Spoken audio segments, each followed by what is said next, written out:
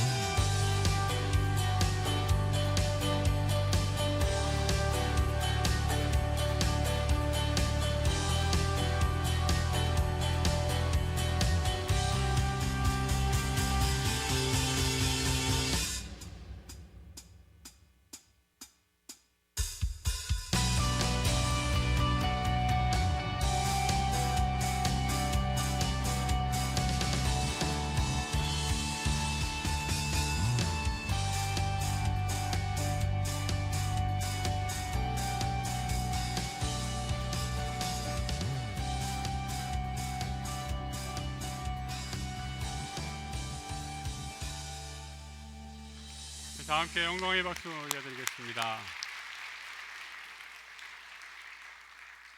이게 어떻게 된 거죠? 네. 우리 하기 전에 잘 매주셨는데 곳에 풀어졌습니다. 우리 한 해 동안 함께 해주신 하나님께 감사하면서 우리 전우좌우 보면서 한번 이렇게 인사 나누죠. 하나님께서 올 한 해 함께 하셨습니다. 새해에도 함께 해주실 줄 믿습니다. 한번 인사 나누시기 바랍니다.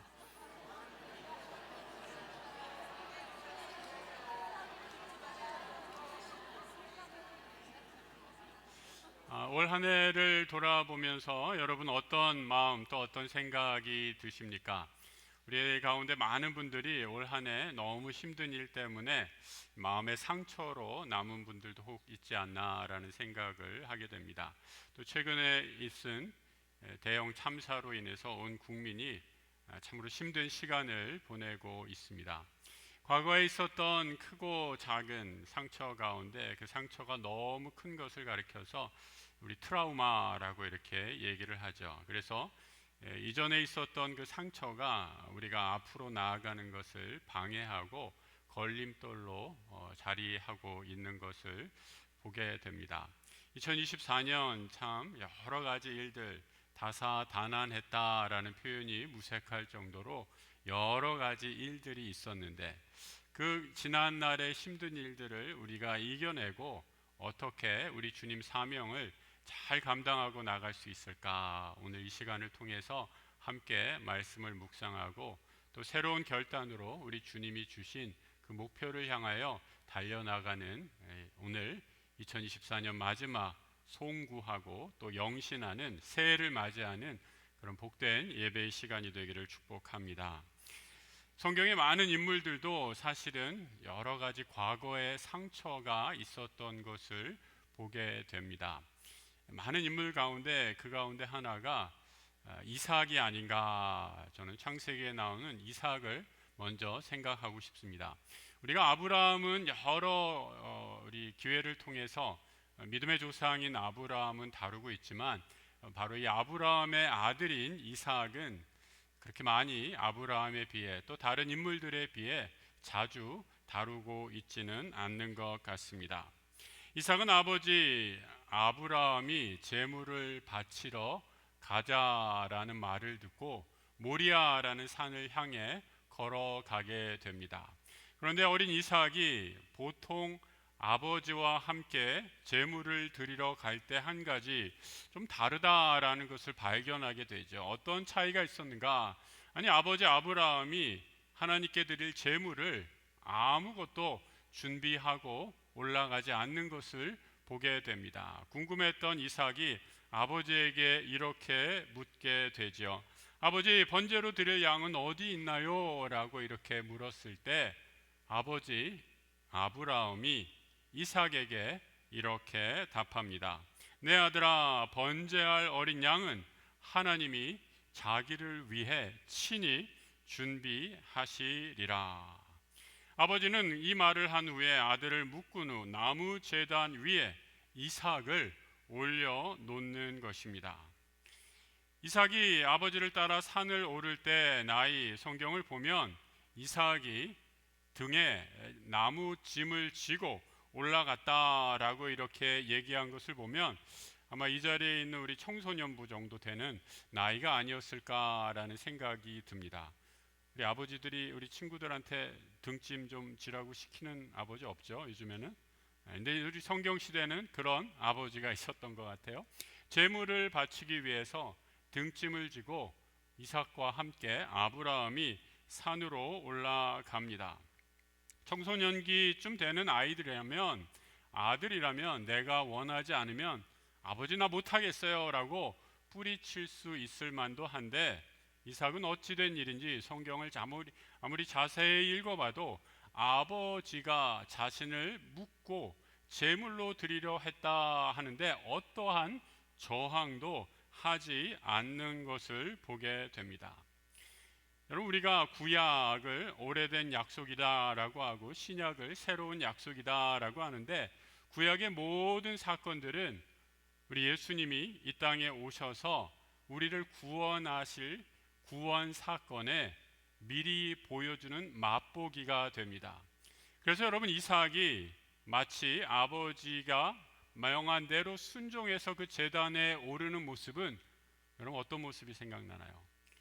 예수님께서 겟세마네 동산에서 기도하시고 골고다 언덕에서 십자가에 달려 돌아가시는 예수님의 모습이 그대로 떠오르는 장면이다라고 말씀드릴 수 있습니다. 히브리서 11장 8절에서 아브라함이 간 길을 이렇게 아주 간단하게 그 믿음의 길을 이렇게 말씀해 주고 있습니다. 믿음으로 아브라함은 순종함으로 나아갔다라고 말씀합니다. 그래서 여러분, 믿음은 여러 덕목 중에서 참 어려운 열매 가운데 하나가 순종입니다. 내 생각과 하나님의 생각이 완전히 다를 때 다를 수 있음을 인정하고 내 생각은 내려놓고 하나님의 뜻에 전적으로 따르기로 믿음의 결단을 하는 것이 바로 순종이기 때문입니다. 아버지는 이 순종으로 믿음의 조상이라는 칭호를 얻기에 조금도 부족함이 없었지만 어린 이삭이 과연 아버지를 이해할 수 있었을까요? 어린 나이에 자기를 묶고 칼을 들어서 번제로 바치려는 그 아버지의 모습을 보고 이삭은 정말 큰 마음의 상처를 안고 자라났을 것입니다. 여러분, 그 어린 나이에 받은 트라우마가 어떻게 치유될 수 있었을까요? 그런데 물론 하나님은 이삭도 버리지 않고 이삭을 향한 구원의 계획이 있었음을 우리는 성경을 통해서 확인하게 됩니다. 아버지의 믿음을 다 이해할 수 없었지만 마치 예수 그리스도께서 하나님의 말씀에 순종해서 십자가의 길을 걸어갔던 것처럼 이삭도 아버지께 순종한 후에 그 당시에는 이해하지 못했지만 시간이 지나 이제 점점 하나님께서 그 과거의 트라우마, 상처에서 회복시키시는 은혜를 체험하게 됩니다. 창세기 24장 67절에 보면 이삭이 리브가를 만나 결혼하게 될 때에 이런 구절이 있습니다. 이삭이 그의 어머니를 장례한 후에 그 아내 리브가를 만나 결혼을 해서 큰 위로를 얻었다라고 말씀하고 있습니다. 성도 여러분, 꼭 기억하시기 바랍니다. 여러분들 삶에 오늘 이 자리에 어떠한 마음의 큰 상처와 아픔이 있었던지 간에 우리 하나님은 우리에게 위로를 해 주시는 분이십니다. 내가 알거나 알지 못하거나 우리 주변의 사람들을 통해 하나님의 말씀을 통해 믿음의 형제 자매들을 통해 우리를 위로하시고 치유하시고 회복시키시는 하나님의 그 은혜를 붙잡고 새해에도 믿음으로 전진하는 우리 모든 성도들 되시길 주님의 이름으로 축복합니다. 사실 트라우마, 자신의 상처, 과거에 있었던 상처로 말한다면 이 사도 바울, 신약 성경에 있는 위대한 예수님의 제자였던 사도 바울의 버금가는 사람이 또 있을까 생각해 봅니다. 이 사도 바울의 전생을 보면 그야말로 심각한 외상후 장애로 얼룩진 삶을 살았다라고 말씀드릴 수 있습니다. 고린도후서 11장 23절 이하에 이렇게 말하고 있죠. 옥에 갇히기도 더 많이 했습니다. 수없이 맞았습니다. 여러 번 죽을 뻔하였습니다. 40에서 하나 감한 매를 5번이나 맞았습니다. 3번 태장으로 맞았습니다. 1번 돌로 맞고 3번 파선해서 일주일 깊은 바다에서 지냈습니다.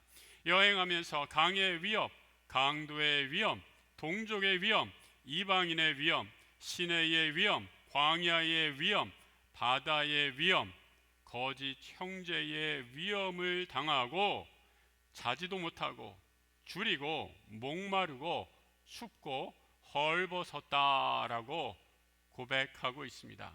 바울의 몸을 살펴보면 그의 몸 하나 어디 성한 곳이 없을 정도로 그의 온 몸은 다 상처투성이였습니다. 하지만 바울은 자신의 상처, 지난날 과거에 있었던 자신도 어찌할 수 없는 상처에 주저하지 않았습니다. 바울이 이 트라우마를 극복할 수 있었던, 자신의 그 상처를 이길 수 있었던 힘은 어디에 있었을까? 바울이 고린도전서에서 자신의 모든 고난과 어려움을 이겨낸 것, 이렇게 고백하고 있습니다. 고린도전서 15장 10절의 말씀인데요, 우리 같이 한번 읽어보겠습니다.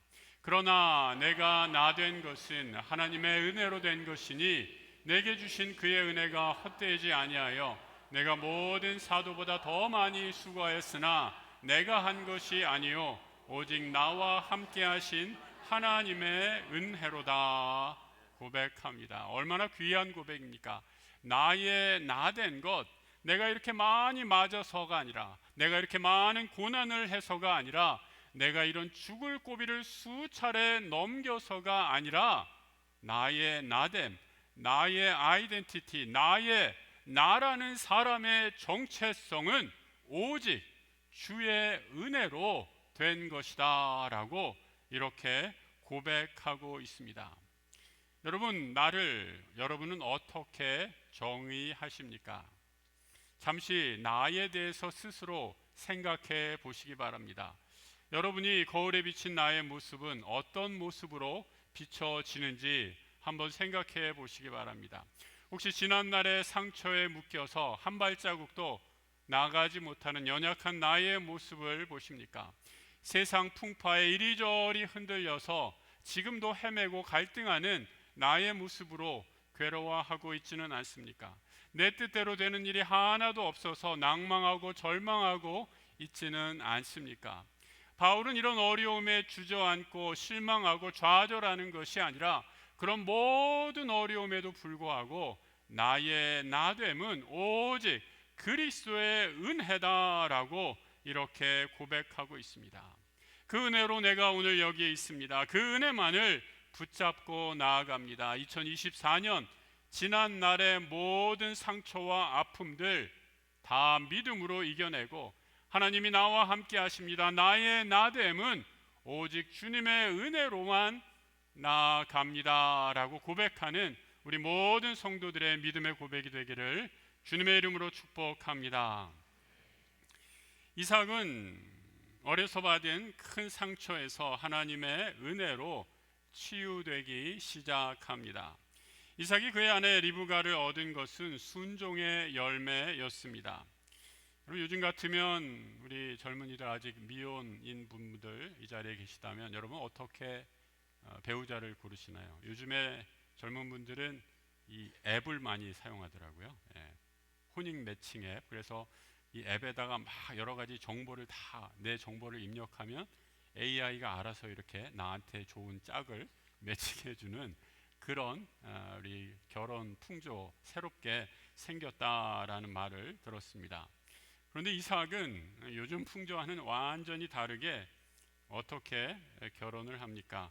아버지가 정해준 사람과 결혼 정혼을 하게 됩니다.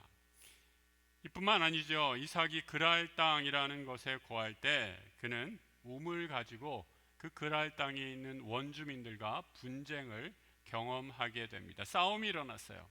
그런데 이삭은 여기에서도 그들과 다투거나 우물을 차지하려고 그들과 전쟁을 벌이는 것이 아니라 평화를 선택하고 양보하는 것을 보게 됩니다. 창세기 26장 22절의 기록인데요. 그들이 다투지 아니하였다라고 이렇게 말하면서 이제는 여호와께서 우리를 위하여 넓게 하셨으니 이 땅에서 우리가 번성하리로다 하였더라 말씀합니다. 내가 이 우물을 양보하더라도 선하신 하나님, 세상의 모든 우물을 다 주관하시는 하나님이 이까짓 것 하나 양보해도 하나님이 내 지경을 더 넓게 해주시리라 라는 그 믿음의 확신 가운데 그는 하나님의 길을 택했던 순종의 사람인 것을 보게 됩니다. 창세기를 처음부터 보면 4명의 족장들이 나오는 것을 보게 됩니다. 우리가 잘 아는 이삭의 아버지 아브라함, 그리고 아브라함의 아들 이삭, 그리고 야곱과 요셉이 창세기를 이루는 중심 인물임을 보게 됩니다. 그런데 아브라함, 야곱, 요셉에 비해 이삭은 굉장히 평범한 삶을 살았던 그런 인물처럼 보입니다. 어떤 특별한 사건의 경험도 없고 아주 익사이팅한 그런 일도 없습니다. 아주 소박하고 조용히 그의 삶을 살아가는 것을 보게 됩니다. 이삭의 모습을 보고 있으면 우리 이 자리에 계신 분 중에 부모님이 너무 뛰어나가지고 부모님의 기대에 맞추려고 하다가 힘들고 고생한 그런 분이 있는지 모르겠어요. 부모님이 너무 뛰어난 분들은 자식들이 고생하더라고요. 부모님의 기대가 너무 높아서 항상 그 기대에 맞춰야 된다라고 생각하기 때문에 항상 그 기대에 못 미치니까 늘 자책하고 절망하고 힘들어하는 것을 보게 됩니다. 이삭이 아마 그렇지 않았을까라는 생각을 하게 됩니다. 아브라함은 믿음의 조상이다라고 성경에서 말씀하고 있습니다. 아브라함은 하나님의 벗이었다라고 이렇게 말씀하고 있습니다. 온갖 신앙의 위대한 인물이 가질 수 있는 수식어가 아버지 아브라함에게는 다 따라다닙니다. 그거에 비해서 이삭은 너무나도 평범한 삶을 살아가는 소시민적인 삶을 살아가는 거죠. 하지만 이삭은 그 누구보다도 순종의 사람이었습니다. 하루하루 믿음으로 자신의 삶의 우물을 길어내는 성실하고 성실한 믿음의 사람이었습니다. 그런 일상의 경건이 하루하루 또 하루가 쌓여서 이삭은 그 이름처럼 하나님으로 인해 크게 웃는 그런 복된 삶을 살게 됩니다. 여러분의 삶에 올해 정말 나를 제일 힘들게 하고 마음 아프게 했던 일이 무엇인가 한번 생각해 보시기 바랍니다. 아까 말씀드렸던 것처럼 우리 주님은 우리를 그런 상처에, 과거의 상처에 얽매여서 아무것도 못하게 하시는 분이 아니라 그 마음의 상처를 치유하시고 고쳐주시고 새 힘을 주시는 하나님이십니다. 인생의 많은 상처에도 하나님 그 상처를 치유하는 열쇠, 이삭에게 있어서 바로 순종이었습니다. 이삭은 하나님의 축복을 쫓아다니면서 이리저리 방황한 사람이 아닙니다. 이삭은 다만 하나님께 그의 모든 것을 걸고 순종하는 사람이었습니다. 순종하게 되니 하나님으로부터 놀라운 축복이 이삭에게 임하게 됩니다. 성경에서 말하는 이삭의 축복이 무엇인가? 성경을 찾아봤더니 이삭의 누리는 축복이 100배의 축복이다라고 이렇게 말씀하고 있습니다. 새해를 맞아 우리 모든 성도가 100배의 복을 누리시는 놀라운 하늘의 복을 누리시기를 축복합니다. 어떻게 하면 100배의 복을 누릴까? 창세기 26장 12절 이하의 말씀입니다. 우리 같이 한번 읽어보겠습니다. 이삭이 그 땅에서 농사하여 그 해에 100배나 얻었고 여호와께서 복을 주심으로 그 사람이 장대하고 왕성하여 마침내 거부가 되어 양과 소가 떼를 이루고 종이 심히 많았으므로 이렇게 말씀하고 있습니다. 하나님의 말씀에 순종했더니 우리 하나님 100배의 축복을 주시고 사람들이 시기할 정도로 복을 넘치도록 부어주셨다라고 말씀합니다.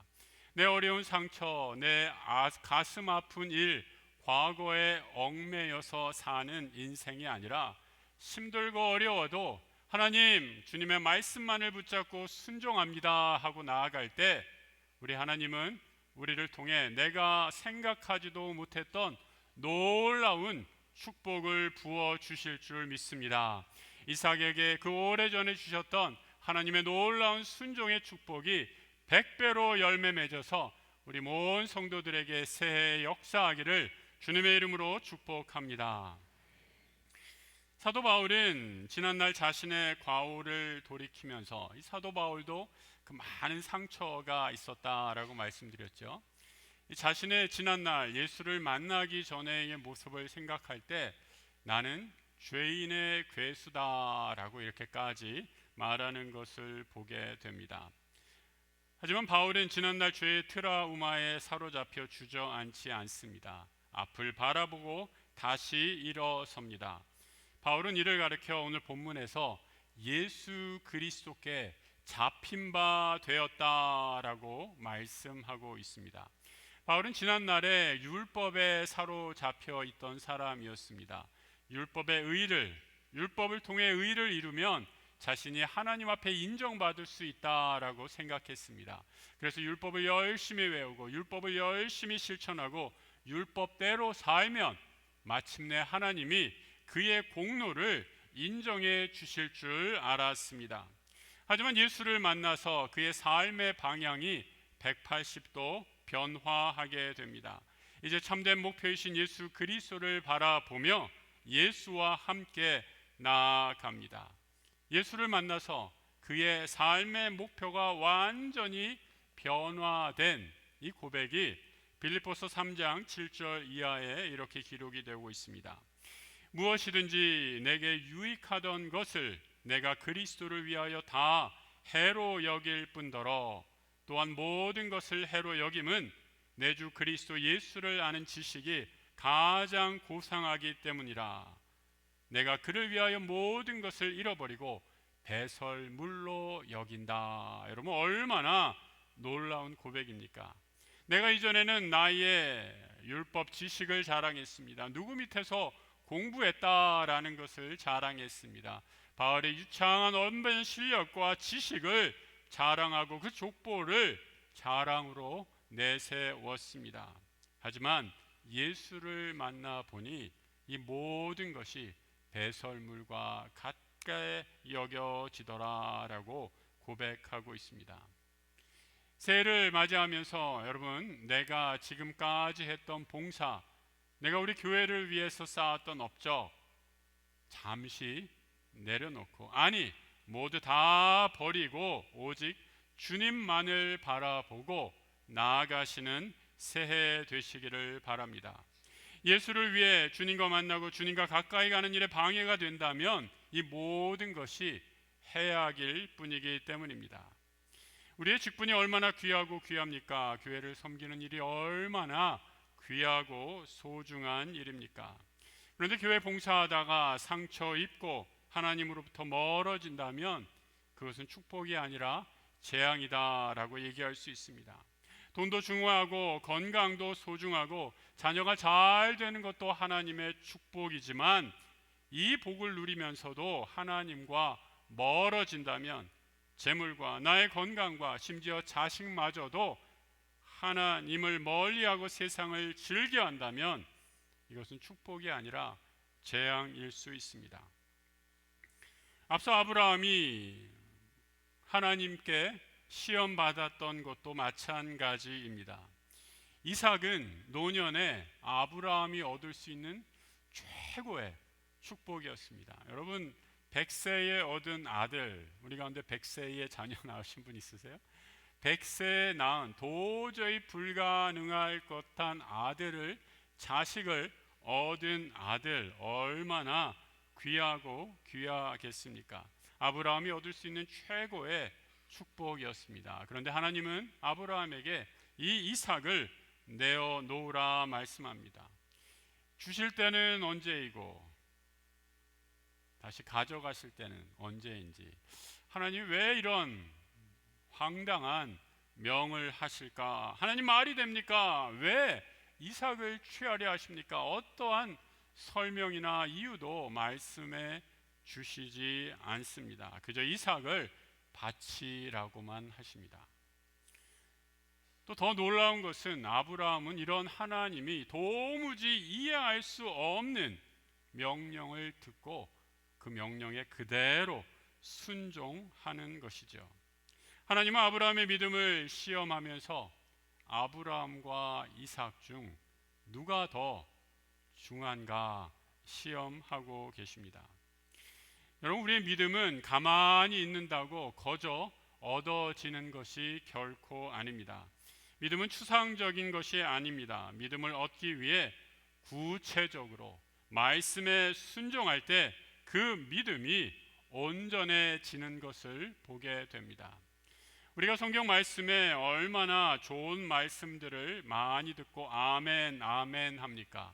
너희는 아무 염려하지 말라, 원수를 사랑하라, 범사에 감사하고 늘 기도하라 라는 말씀을 들을 때마다 아멘 아멘 하고 그 말씀을 받지만 여러분, 이 말씀을 우리가 듣고 그렇게 살아갈 때 이 말씀은 온전히 우리를 지키는 믿음의 능력이 될 줄로 믿습니다. 아브라함은 추상적인 믿음이 아니라 하나님 앞에 참된 믿음을 가졌는지 시험 받고 있습니다. 하나님이 우리에게 말씀하실 때 여러분, 우리는 어떻게 반응하고 있습니까? 하나님, 잠깐만 좀 기다려 보세요. 구글로 좀 검색 좀 해보고요. 여러 사람 이름을, 또 여러 사람 조언을 듣고, 하나님 저리로 가라 그러시는데 잠깐만요, 요즘에 네이버 지도 좋으니까 어디로 갈지 제가 좀 먼저 검색 좀 해보고 그리로 따라갈게요 라고 말하고 있지는 않습니까? 믿음은 때로 위험을 감수해야 합니다. 우리는 그 믿음의 길을 다 이해할 수 없기 때문이죠. 하나님, 우리가 믿음의 길을 가는데 마음 놓고 편히 가는 것에는 별 관심이 없습니다. 그런 믿음은 믿음의 성장을 가져오지 않기 때문입니다. 하나님은 우리가 믿음을 통해 우리의 영이 자라고 성장하는데 관심을 가지시는 분이십니다. 그래서 여러분, 이 믿음의 길은 참 힘들고 어렵고 자기 부인의 길입니다. 믿음의 역사, 사랑의 수고, 소망의 인내 없이는 불가능한 것이 믿음의 길입니다. 사도 바울은 그래서 이 믿음을 마치 운동선수에 비유하고 있는 것을 보게 됩니다. 운동선수가 우승을 하기 위해 얼마나 자기 절제, 또 철저하게 식단을 조절하고 체중을 관리하고 스케줄을 관리해서 훈련에 임하는 것을 보게 됩니까? 그렇게 땀을 흘려야 우승을 할 수 있기 때문입니다. 이제 새해가 얼마 남지 않았습니다. 여러분에게 새해에 도전하고 싶습니다. 여러분, 믿음의 실천, 여러분이 새해에 한번 생각해 보시고 도전해 보시기 바랍니다. 우리 교회에서 365일 기도 모임, 기도 운동 시작하고 있습니다. 제가 담임 목사로 1번을 딱 했어요. 차지했어요. 그래서 뒤로 쭉 하셨는데 벌써 이제 상반기가 다 찼습니다. 이제 얼마 남지 않았습니다.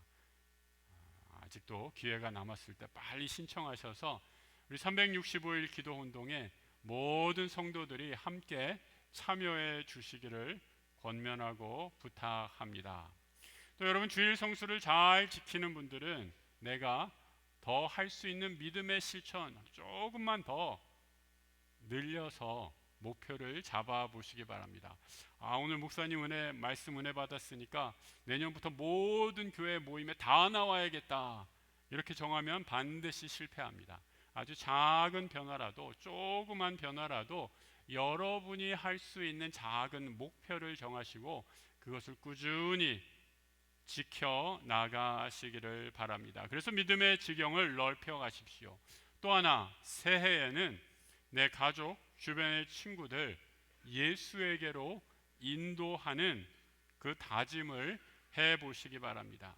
그래서 새해에 우리가 땀 흘리고 실천하는 믿음을 통해 우리의 믿음이 자라가고 우리 교회가 부흥되는 놀라운 은혜의 역사가 있기를 주님의 이름으로 축복합니다.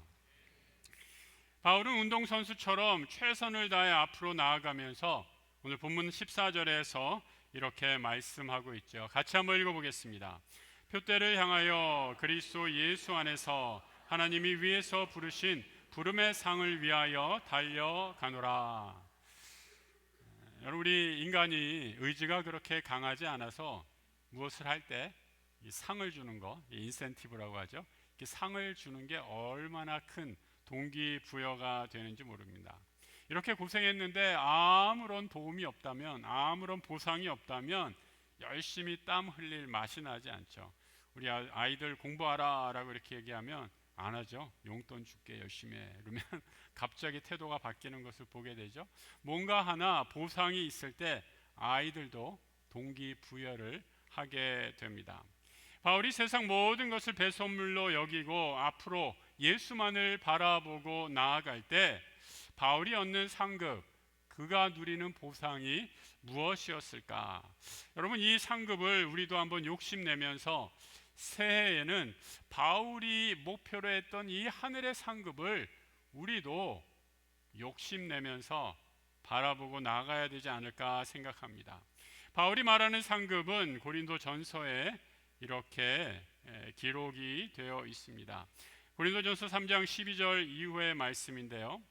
만일 누구든지 금이나 은이나 보석이나 나무나 풀이나 지푸로 이 터 위에 세우면 각 사람의 공력이 나타날 터인데 그날이 공적을 밝히리니 이는 불로 나타내고 그 불이 각 사람의 공적이 어떠한 것을 시험할 것이라. 심판자 되신 우리 주님께서 마지막 날 우리가 행한 모든 일, 공적이라고 얘기하고 있죠. 공적을 시험할 것이다, 판단할 것이다 라고 이렇게 말씀합니다. 그런데 그 공적 가운데 어떤 것들은 불에 쉽게 타버리는, 나무로 만든 것, 지푸로 만든 것, 풀로 만든 것은 금방 다 타버려서 없어져 버릴 것이다 라고 이렇게 말씀합니다.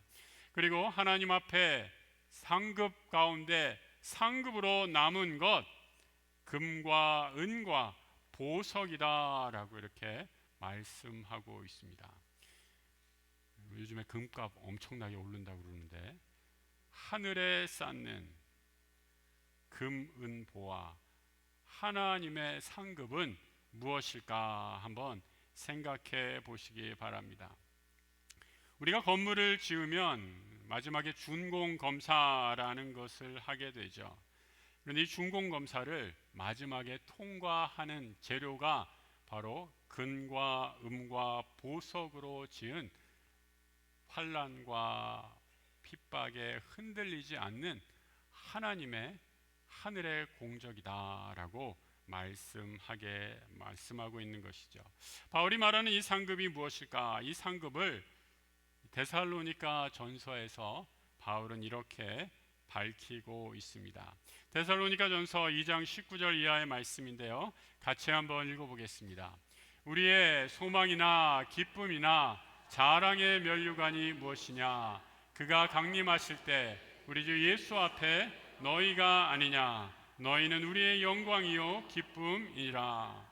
바울은 교회의 성도 하나하나를 가리켜서 너희가 바로 하나님의 영광이고 기쁨이고 나의 상급이다 라고 이렇게 말씀하고 있습니다. 바울은 내가 교회 몇 개를 개척했습니다. 내가 몇 명이 모이는 교회의 직분자입니다. 내가 얼마나 헌금했습니다. 내가 이렇게 봉사했습니다. 이런 것을 하나님 앞에 공적으로 쌓은 것이 아니라 바울의 무너지지 않을, 타버리지 않을 상급은 나를 통해 하나님께로 돌아온 성도, 그 교회 한 사람 한 사람이 영원히 하늘의 공적으로 쌓을 나의 상급이다라고 말씀하고 있는 것이죠. 하나님께서 우리를 심판하실 때 우리에게 질문하실 것입니다. 너로 인해 예수 믿게 된 사람이 몇 명이나 되냐 물으실 것입니다. 그 한 분 한 분이 바로 교회이고 하나님 앞에 우리가 자랑스럽게 얻을 영광과 기쁨의 상급입니다. 여러분, 이 상급을 사모하십시오. 하늘의 상급 중에 잃은 자를 돌아오게 하고 실족한 자를 회복시키는 것처럼 귀한 상급이 없습니다. 예수님 믿음의 형제자매를 상처 입게 하고 실족하게 할 때 무서운 심판을 면할 수 없다라고 말씀하신 이유도 하나님이 핏값 주고 산 우리 성도 한 분 한 분이 하나님 앞에 귀한 상급이기 때문입니다. 새해 하나님 나라 상급을 위해 우리 온 성도들이 한 마음으로 달려가시길 축복합니다. 우리의 영원한 상급, 불시험, 온갖 시험에도 무너지지 않을 하늘의 상급은 바로 우리 성도 한 분 한 분임을 기억하면서 서로가 서로를 귀히 여기면서 하늘의 보화, 상급을 하늘에 많이 많이 쌓는 우리 모든 약수의 성도들 되시길 우리 주님의 이름으로 축복합니다. 함께 기도하겠습니다. 하나님 아버지, 지난날 돌아보니 큰 상처와 어려움, 환난 가운데서도 주님 시시때때로 우리에게 지켜주시고 함께해 주시고 동행해 주셔서 오늘 2024년 끝자락에 서 있습니다. 하나님께 무한 감사, 찬양 올려드립니다.